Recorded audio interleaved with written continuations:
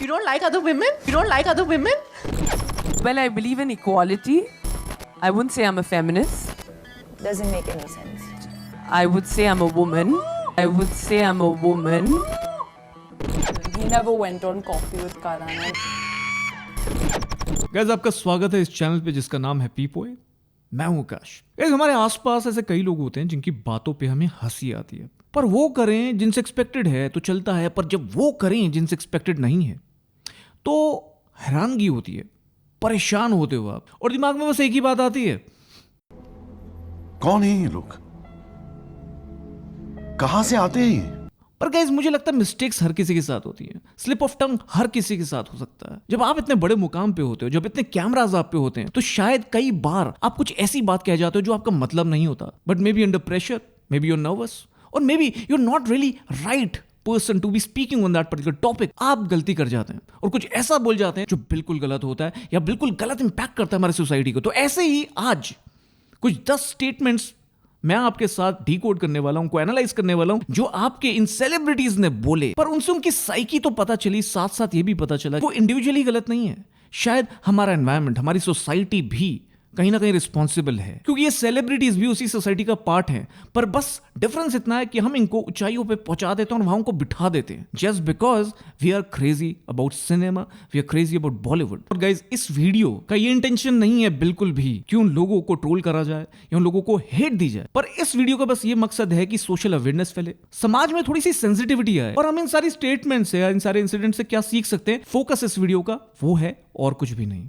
और गाइज ये video start करने से पहले मैं आपको ये जरूर बोलूंगा कि ऐसा ही कंटेंट अगर आपको देखना है तो कई लोगों ने ये चैनल सब्सक्राइब नहीं किया है, आप प्लीज सब्सक्राइब करें, साथ साथ बेल आइकन दबाएं जिससे आपको नोटिफिकेशन आए जब भी एक नया वीडियो आए। अब शुरू करते हैं वो 10 डम स्टेटमेंट्स जिसने मुझे ही नहीं सब लोगों को हैरान किया।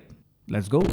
तो सबसे पहले बात करते हैं रानी मुखर्जी। रानी मुखर्जी एक राउंड टेबल के दौरान बात हो रही थी मीटू मूवमेंट्स की, जब बात हो रही थी इंडिया में रेप्स की, सेक्सुअल एक्सप्लॉयटेशन की, तो रानी मुखर्जी ने कहा कि भाई यार you guys need to change. जो वुमेन है उनको रिस्पॉन्सिबिलिटी खुद अपने कंधे पे उठानी चाहिए। In a situation like that, they should make sure that the man suffers right there and then. Like either kick him between his legs or give him a jhapad of his lifetime. उनको अपनी protection खुद करनी चाहिए। Doesn't make any sense. Martial art सीखना चाहिए औरतों को। Cool now, please make martial arts important and और वहीं दीपिका पाडुकोन और अनुष्का शर्मा ने ये बोला कि पर ऐसी नौबत आए ही क्यों। We're now talking about self-defense. I'm saying why should it even get to that stage? और गाइस ये जो स्टेटमेंट है रानी मुखर्जी की, वो कहीं ना कहीं अगर आप देखें एज अ सिंगल ओपिनियन तो बिल्कुल वाजिब है कि हाँ women should protect themselves, they should feel confident, they should feel strong, डरने की कोई जरूरत नहीं है। पर यह भी सच है कि हर लड़की ऐसी नहीं होती, बिकॉज जो एनवायरमेंट आपको मिलता है, जो आपके जेनेटिक्स होते हैं, जिस तरह की ब्रिंगिंग आपकी होती है, उससे ही आपका कॉन्फिडेंस या उससे ही आपके ट्रेड्स बनते हैं। तो आप हर किसी से एक्सपेक्ट नहीं कर सकते। हाँ अवेयरनेस की जरूरत है, हमें लड़कियों को बताना चाहिए कि हाँ अपनी बैटल खुद लड़ो, पर हमारे समाज में इस तरह की एजुकेशन और अवेयरनेस भी होनी चाहिए, इस तरह की ट्रांसपेरेंसी भी होनी चाहिए जिससे ऐसी बात दिमाग में आए ना, लड़के लड़कियों को सरप्रेस करें ही ना, डिस्क्रिमिनेट करें ही ना, उनके साथ कैसा भी व्यवहार करने की सोचें ही ना। मुझे ऐसा लगता है कि हर चीज, हर पनिशमेंट, हर एक्शन सेकेंडरी है, सबसे इंपॉर्टेंट सोच है और वो ही प्राइमरी है, और वो आती है एजुकेशन से या कई बार इनडायरेक्टली जो उसके खिलाफ पनिशमेंट है, उस क्राइम के अगेंस्ट पनिशमेंट है उससे। हमारे समाज में इनफैक्ट रेप्स के लिए कैपिटल पनिशमेंट बहुत देर में आई और अभी भी most of the rape cases में इंप्रिजनमेंट होती है। फिर दूसरी स्टेटमेंट आती है सोनम कपूर। जब सोनम कपूर और ऐश्वर्या राय की 2009 के अराउंड कैट फाइट हो रही थी, जो कॉस्मेटिक ब्रांड के लिए लड़ रही थी, तब सोनम कपूर जिनको आए हुए बस 2 साल हुए थे इंडस्ट्री में और उन्होंने खास कुछ उखाड़ा भी नहीं था, उन्होंने ऐश्वर्या राय को आंटी बोला। उन्होंने बोला कि ऐश्वर्या राय आंटी इसलिए हैं बिकॉज उन्होंने मेरे फादर अनिल कपूर के साथ काम किया। और सोनम कपूर उनकी बात कर रही थी जिनको अपने फादर की जरूरत नहीं पड़ी इंडस्ट्री में आने के लिए, जिनको अपनी फादर के रेफरेंस से ना असिस्टेंट डायरेक्शन मिला एक बहुत बड़े डायरेक्टर के साथ, और ना ही उस बड़े डायरेक्टर से एक बड़ा ब्रेक मिला, अपनी पहली मूवी मिली। और जब सोनम ने ऐश्वर्या को आंटी बोला तो मुझे ये समझ नहीं आया कि वो सलमान को क्या बोलेंगी।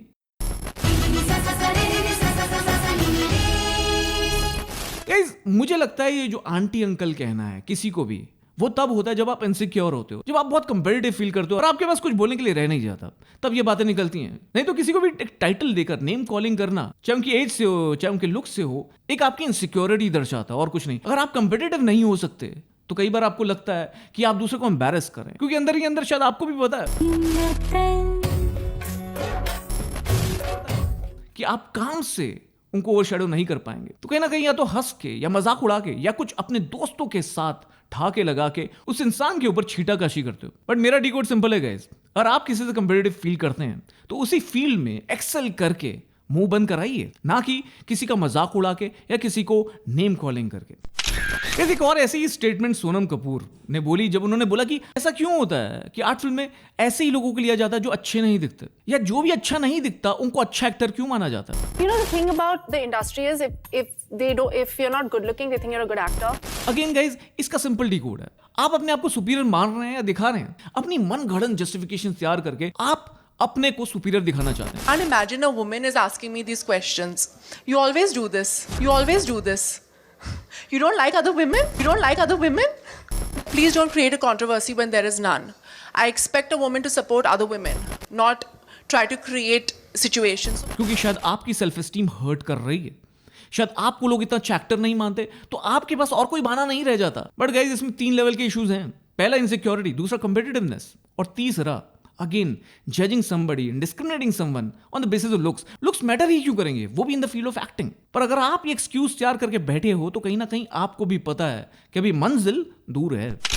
सिमिलरली रिमी सेन ने भी कुछ ऐसे ही कमेंट किया गया। उन्होंने रोहित शेट्टी को एक कॉम्प्लीमेंट दिया, पर साथ ही साथ उन्होंने अपनी मानसिकता और अपनी सोच का भी प्रदर्शन किया गया। रिमी सेन ने बोला कि रोहित शेट्टी इतने अच्छे डायरेक्टर हैं कि वो किसी ब्लैक अफ्रीकन को भी प्रिटी दिखा सकते हैं। मतलब रिमी सेन का ये है कि जो ब्लैक अफ्रीकन होते हैं वो सुंदर नहीं दिखते, और सुंदर दिखने के लिए शायद आपको रंग साफ चाहिए। और गाइस, इसमें रिमी सेन का कोई दोष नहीं है, या मैं यहाँ किसी भी स्टेटमेंट में किसी भी इंडिविजुअल को गलत नहीं ठहरा रहा। मैं यहाँ बात कर रहा हूँ हमारी सोच की, जो हमारी सोसाइटी से, अपनी अपब्रिंगिंग से, अपने एनवायरमेंट से ही सीखते हैं। जितने भी ऐसे लोग हैं उनकी ये धारणाएं तभी बनती हैं जब उन धारणाओं को एक्सेप्ट किया जाता है हमारी सोसाइटी में। और तभी तो बहुत सारे स्टार्स ऐसी फेयरनेस क्रीम्स को प्रमोट करते आए हैं, पर बाद में जब हमारा एनवायरमेंट इवॉल्व होने लगा और ये जब चीजें कंडेम होने लगी, तब ये लोग बाज आए और उन्होंने ये चीजें बंद करी। एक और स्टेटमेंट करीना कपूर की तरफ से आई। जब वायो की ब्रांड एम्बेसडर थी करीना कपूर, उनसे एक प्रमोशनल फंक्शन में ये पूछा गया कि भाई आपके पास कौन सा लैपटॉप है और आपको वो लैपटॉप क्यों अच्छा लगता है, तो Kareena Kapoor as a brand ambassador पर इतना ही बोल पाई कि भाई हार्डवेयर का तो मुझे नहीं पता, पर हाँ मेरे पास हरे रंग का लैपटॉप है। दूसरा एक आपको मुबारकबाद देना चाहूंगा। सुना है 15 अक्टूबर को आपकी शादी की डेट, 16 अक्टूबर को आपकी शादी की डेट आई है। जैसा आपने बताया कि ये ब्रांड आपसे काफी करीब है, तो क्या इस 16 अक्टूबर को आप सैफ को ये लैपटॉप देना चाहेंगी? Saif already has Vaio, but he uses a Mac. इसमें मेरा डीकोड सिंपल है।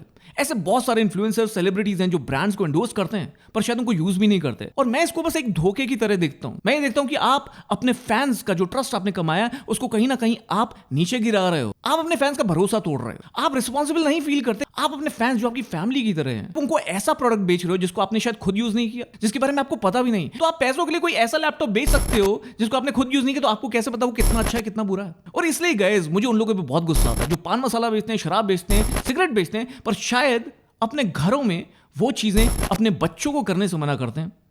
मैं मान जाऊंगा उन सारे स्टार्स को जो इलायची बेचते हैं पान मसाला के नाम पे, जब वो घर में वही इलायची रखे और उनको इस बात का कोई डर नहीं हो कि वो इलायची खाते खाते कहीं पान मसाले तक उनके बच्चों के हाथ तो नहीं बढ़ जाएंगे।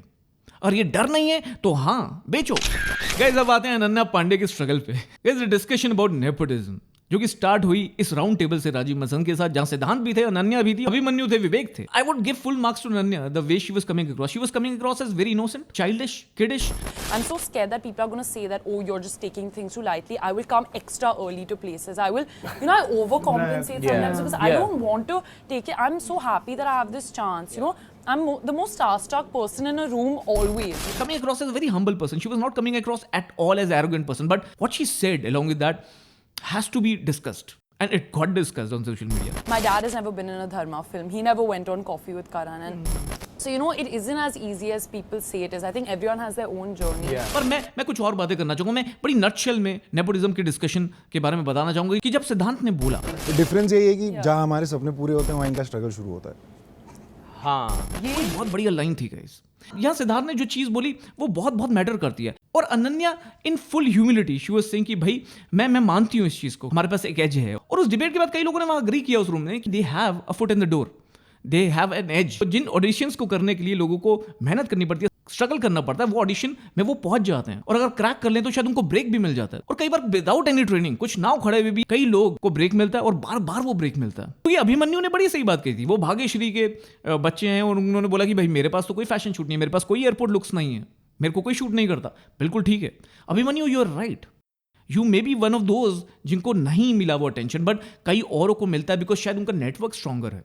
एंड गाइज मेनी पीपल से कि भाई डॉक्टर का बेटा डॉक्टर बनता, इंजीनियर का बेटा इंजीनियर, बिजनेसमैन का बेटा बिजनेसमैन. That is dynasticism. राजा का बेटा राजा. That is not nepotism. Nepotism is like एक कंपेटिटिव फील्ड में आप किसको फेवर करें. डॉक्टर का बेटा डॉक्टर बन रहा है, डॉक्टर किसी और का एग्जाम नहीं ले रहा उस पोजीशन को देने के लिए, बट एक कंपेटिटिव फील्ड में आप अगर एक अनफेयर एडवांटेज देते हैं किसी को तो दैट इज नेपोटिज्म. अगर एक एग्जाम हो रहा है और अगर आप प्रिंसिपल हैं और अपने बच्चे को तो पास कर देते हैं पर औरों को फेल कर देते हैं बिकॉज एक ही सीट है, then it's nepotism. But otherwise it's not. अगर आपका बच्चा भी प्रोफेसर बन रहा है, प्रिंसिपल बन रहा है, दैट इज नॉट नेपोटिज्म. तो यहाँ लोग कई बार कंफ्यूज कर जाते हैं चीजों को. एंड ऑब्वियसली सबको अपना करियर बनाना पड़ता है. अगर आप में एक्टिंग स्किल नहीं है तो आप सस्टेन नहीं करोगे, अगर आपको ब्रेक्स बार बार मिलेंगे, ये भी सच है. एवरीबडी इज नॉट आलिया और अनन्या जिनका बाप भट्ट है या पांडे है और इसकी वजह से उनको मौका मिला.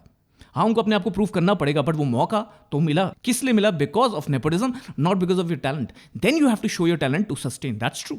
और अनन्या ने जब ये बोला कि everybody has their own journey, मेरे पापा ने कभी धर्मा मूवी नहीं करी, पापा कभी कॉफी विद करण नहीं गए, तो सिद्धांत की लाइन बिल्कुल फिट बैठती कि हमारा सपना यहाँ पूरा होता है कि हमें पिक्चर मिल गई. आपका स्ट्रगल यहाँ शुरू हो रहा है कि आपको पिक्चर तो मिल गई पर आपको कॉफी विद करण नहीं मिला. तो गाइस मेरा simple decode, I think अगर कुछ लोग एक्सेप्ट कर लें simply that they have an edge, but yes is the talent which makes them sustain, which makes them become the superstars, then all is good. एक और चीज accept करनी चाहिए कि बहुत सारी पीआर गेम होती है.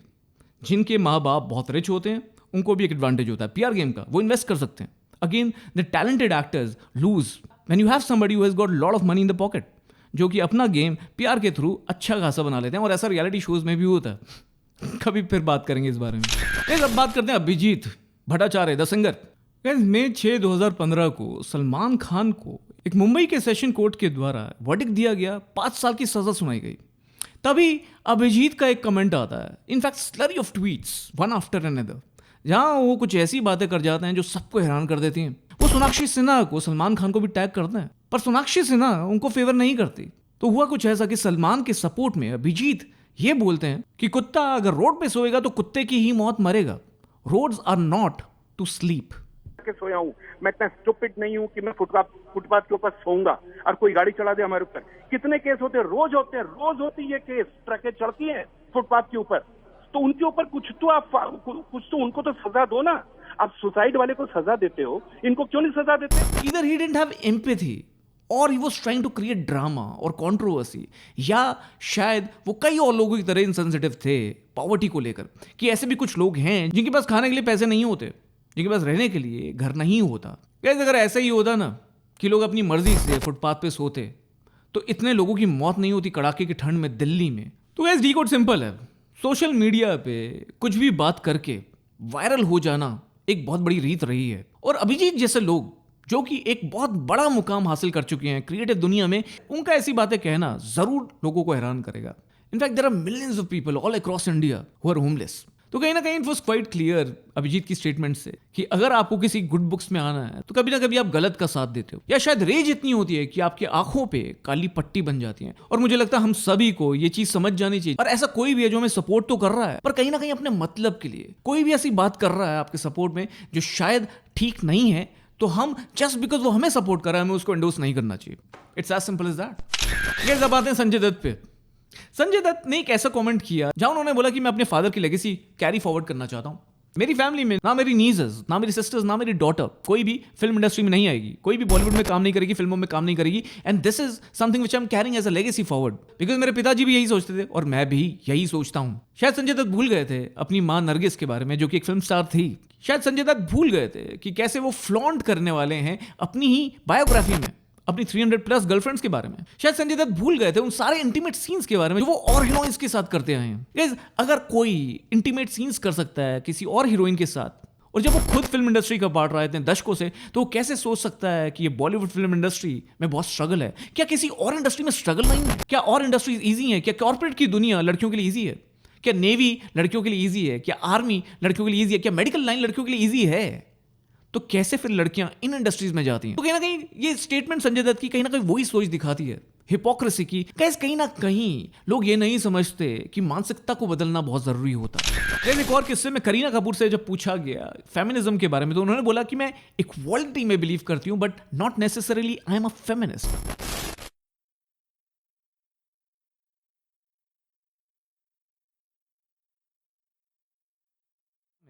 ये बात तब की है जब 2018 में वीरे दी वेडिंग आई, जो 4 लड़कियों की कहानी थी, और इस मूवी का प्रमोशन इन चारों ने जम के किया। पर जब करीना ने ये बात बोल दी तो सोशल मीडिया पे भी चीज वायरल हो गई, क्योंकि guys the history of feminism is all about equality. It's about stopping the discrimination between the two genders. Different waves में, डिफरेंट टाइम पीरियड्स में, 1860s से लेकर अभी तक different waves of feminism have come, but ultimately it's more about making sure कि जो दोनों gender हैं, आदमी और औरत, उनमें इक्वालिटी हो, किसी एक को सप्रेस नहीं किया जाए, पेट्रियार्की जैसे थॉट प्रोसेसेस को एलिमिनेट किया जाए। देखिए, इसमें करीना कपूर कहीं गलत नहीं थी। करीना कपूर ने जो बोला कि भाई मैं सैफ अली खान की वाइफ भी कहलाना चाहूंगी, मैं करीना कपूर भी कहलाना चाहूंगी, तो ऑब्वियसली बात वो यही कर रही थी, बट शायद she didn't know the literal history and the legacy of the movements of feminism. इसमें डीकोड सिंपल है। आप एक ऐसी मूवी कर रहे हो, वीरे दी वेडिंग, आप उसके पूरे प्रोडक्शन में पूरे अच्छे ढंग से इन्वॉल्व रहे होंगे, आप उस मुकाम पे हो जाओ, कितने लोग, कितनी लड़कियां आपको फॉलो करती हैं, पर शायद आपको इतने इंपॉर्टेंट मुद्दे के बारे में खबर ही नहीं। और ये बिल्कुल वैसी ही चीज है जैसे वायो के केस में उनको ये नहीं पता था कि उस लैपटॉप की कॉन्फ़िगरेशन क्या है, पर उनको ये पता था कलर क्या है। ऐसे उनको शायद फेमिनिज्म एज अ वर्ड से ये लगा कि bias towards women. Obviously that is wrong. Bias तो किसी के लिए नहीं होना चाहिए। गाइज, मुझे ये लगता है कि ऐसे मुकाम पे जब आप पहुंचते हैं, ऐसे प्लेटफॉर्म्स पे आप पहुंचते हैं, तो शायद आपको थोड़ा सा और रिस्पॉन्सिबल होना चाहिए, थोड़ा सा और अवेयर होना चाहिए। I didn't understand your question only. मैं ये नहीं बोलूंगा कि करीना कपूर को हम इसमें गलत ठहरा सकते हैं या उनका मखौल उड़ा सकते हैं, क्योंकि हम उनको स्टार बनाते हैं, हम उनसे एक्सपेक्टेशंस करते हैं, हमको लगता है कि उनको सब कुछ पता होगा, जो भी बोलेंगे सही बोलेंगे, बट ऐसा नहीं है। Everybody is human and I think we need to learn. It's upon us that we should not blindly trust everybody. हमें अपने हीरोज, अपने इन्फ्लुएंसर्स, अपने स्टार्स, अपने सेलिब्रिटीज, अपने सुपरस्टार्स हमें ढंग से चूज करने चाहिए। उनकी क्या गलती है जिनको हम बना रहे हैं, जिनको वो दर्जा दे रहे हैं। गाइस, अब आते हैं लास्ट स्टेटमेंट पे, और ये कुछ ऐसी स्टेटमेंट है उस इंसान के द्वारा जिसको मैं बहुत इंटेलिजेंट समझता हूँ, जो बहुत स्मार्ट बिजनेसमैन भी है, बहुत अनुभवी है, बहुत बड़ा एक्टर है, बहुत बड़ा सुपरस्टार है, दबंग है, सलमान खान से जब सुल्तान की प्रमोशन चल रही थी, जब उनसे पूछा गया कि उनका एक्सपीरियंस कैसा रहा, तो उन्होंने बताया कि कैसे हर दिन रेसलर्स के साथ जब वो फाइट कर रहे थे, जब फाइट सीन्स प्रैक्टिस कर रहे थे, every day it was very tiring for him. फिर उन्होंने कुछ ऐसा कहा जिसने सबको शॉक कर दिया। उन्होंने बोला कि मेरी हालत कुछ ऐसी थी जैसे एक रेप वुमेन की होती है। So 6.5-7 hours, either I'm picking up and I'm throwing, or he's picking him up and he's throwing. So it is like the most difficult thing. When I used to walk out of that ring, it used to be actually like a raped woman walking out. I don't think she's... उनका कहने का simple ये मतलब था कि उनकी physically हालत बहुत खराब थी, पर शायद सलमान खान इतने सेंसिटिव नहीं थे कि उनको इस प्लेटफॉर्म पे नहीं बोलना चाहिए। आप इतने इनसेंसिटिव कैसे हो सकते हो कि अपने आप को एक वुमेन जिसके साथ रेप हुआ है उसके साथ कंपेयर कर रहे हो? एक रेप ऐसी चीज होती है जो फिजिकल एग्नी ही नहीं, एक मेंटल एग्नी देती है, ऐसी छाप छोड़ जाती है जो कि मौत से भी बदतर हो। उसको आप किसी भी फिजिकल पीड़ा से नहीं कंपेयर कर सकते, पर सलमान ने ये किया। Salman may be was trying to give an analogy, but he gave a very wrong and very disappointing analogy. बहुत ही शर्मनाक था ये। I understand that he didn't have script like he has in Bigg Boss, but still he is a very intelligent guy and he respects women, I'm sure about it. After all, he runs being human. इससे पता चलता है कि हमारी society में लोग सोचते कैसे हैं, how casual we take something like a rape. और वो क्यों है? क्योंकि इतने सालों से, जैसे मैंने पहले भी बोला, कैपिटल पनिशमेंट आने में इतनी देर हो गई, अभी भी हर किसी को कैपिटल पनिशमेंट नहीं मिलती। गाइस, कितने टाइम तक minimum sentence of punishment was just 7 years of imprisonment, which is I think very very less for a crime like this. Guys, अभी भी बहुत ऐसे लोग हैं, बहुत ऐसे मेल्स हैं, बहुत ऐसे बॉयज हैं, बहुत ऐसे लोग हैं जो बहुत बड़े हो जाते हैं, उनको ये नहीं समझ में आता लड़कियों की कैसी प्रॉब्लम्स होती हैं। लोगों को अभी भी नहीं समझ में आता व्हाई लेडी फर्स्ट। तो that is why it is very important, that is why I wanted to do this video. Guys, ऐसी स्टेटमेंट्स अगर हमारे सेलिब्रिटीज ही देते हैं तो आम इंसान कैसा सोचता होगा? मैं बस इस बात को हाईलाइट करना चाहता हूं इस वीडियो के द्वारा। गाइस, मेरा मतलब ऐसा कुछ भी नहीं है कि किसी को हेट मिले, मेरा मतलब बस इतना है कि हमें ऐसे सोशल इश्यूज पे थोड़ा और अवेयर रहना चाहिए, हमें उनके बारे में और जागरूकता फैलाने की जरूरत है, इन चीजों के बारे में सेंसिटिव होने की जरूरत है। Guys, that is all from my side in this video. I hope you liked it. Guys, ये statements आज शेयर करने का मतलब बस ये था कि हम इंट्रोस्पेक्ट कर पाएं थोड़ा सा और मैं ये डिस्कशन किक स्टार्ट कर पाऊं इस वीडियो के माध्यम से, तो इस वीडियो का पर्पस पूरा होता है। अगर आपको इस वीडियो से वैल्यू मिली हो, अगर आपको लगे कि ये चीज और लोगों को देखनी चाहिए, सुननी चाहिए, तो जरूर शेयर करिएगा इसको अपने फ्रेंड्स और अपने फैमिली के साथ। Guys, follow us on Instagram. If you want to keep abreast with what's going on, हाँ, मैं अपनी रियल लाइफ अपडेट शेयर करता हूँ। गाइस, अभी मैंने सिल्वर प्ले बटन खोला है अपना, वो पोस्ट जरूर देखिएगा। गाइस, अगर आप सपोर्ट करना चाहते हैं ऐसे कंटेंट को, कि ऐसे कंटेंट मैं बनाता रहूं, तो आप हमारी चैनल मेंबरशिप्स ज्वाइन कर सकते हैं और कुछ अमेजिंग पर्क्स एंजॉय कर सकते हैं। Thank you so much for watching this video. मैं ऐसे वीडियो में फिर से मिलूंगा, तब तक के लिए शब्बा खैर, खुदा हाफिज़, सत श्री अकाल, Ram Ram, cheers and goodbye.